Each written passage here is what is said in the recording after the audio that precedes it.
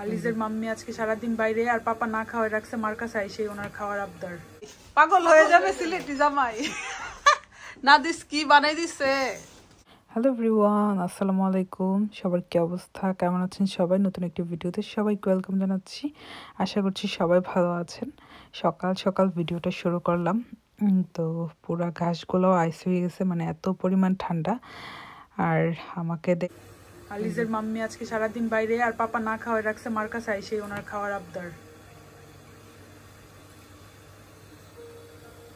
দেখো কে আসছে, আলিজে পাখি চলে আসছে। আর আলিজে কিন্তু সারাদিন ডেডির সাথে ছিল, আর মাম্মির কাছে আসার পরেই তার অনেক অভিযোগ ডেডির নামে। ডেডি এটা করছে ওইটা করছে, কত যে দুষ্টামি করতেছে সে, সারা সেলুন ঘুরে বেড়াইতেছে। আর আজকে হ্যাপি আপু একটু আসলে প্রেগনেন্সির পর বা বেবি হয়ে যাওয়ার পর আসলে কিন্তু মায়েদের ওইরকম নিজেদের যত্ন নিতে পারে না।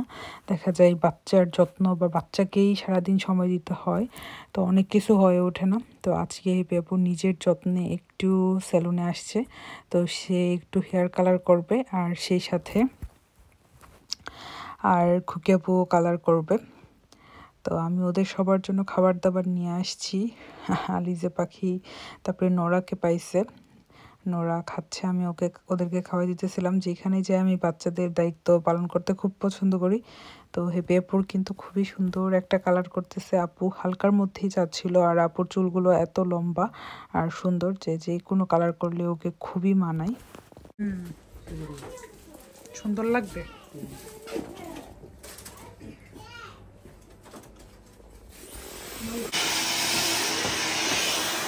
চুলের কালারটা অনেক বেশি সুন্দর হয়েছে।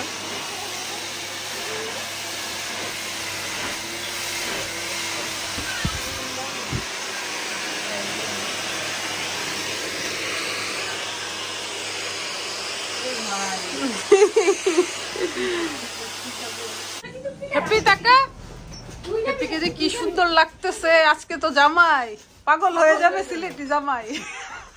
না দিস কি বানাই দিছে। বাসায় মা থাকলে যে সুবিধা হয়, সারা দিন মেয়েদেরকে রেখে বাইরে ছিল, এখন জামাই বউ ঘুরতে বেরিয়েছে।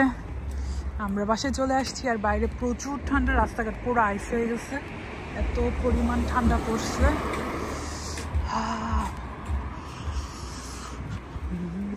টানা জব থাকাতে আসলে ওরকমভাবে গুছাইতে পারিনি। আজকে সব কাপড় সব কিছু আয়রন, তারপরে সব ব্যাগ সব কিছু মোটামুটি গুছানোর প্রস্তুতি চলতেছে। কারণ এতদিন দেখা গেছে ব্যস্ততার জন্য হালকা পাতলা গুছাই রাখছি, কিন্তু এখন তো ফাইনাল গুছাইতেই হবে, কারণ সময় দেখতে দেখতে কিন্তু চলে আসতেছে। আর খুবই এক্সাইটমেন্ট কাজ করতেছে, এত বছর পরে যাব শ্বশুর বাড়িতে। আসলে দেখা গেছে শ্বশুরবাড়ির প্রতিটা বই তো শ্বশুরবাড়ির জন্য নতুন বউয়ের মতোই, আর আমারটা আরও বেশি স্পেশাল, কারণ বিয়ের পরে আমি দেখা গেছে 1 মাসও শ্বশুরবাড়িতে থাকি নাই, গনে মনে হয় কয়েকটা দিন ছিলাম। আর বিয়ের পরে হাজব্যান্ডকে নিয়ে প্রথমবার যাচ্ছি, তো এখন একদম নতুন বউ একটা ফিল আসতেছে।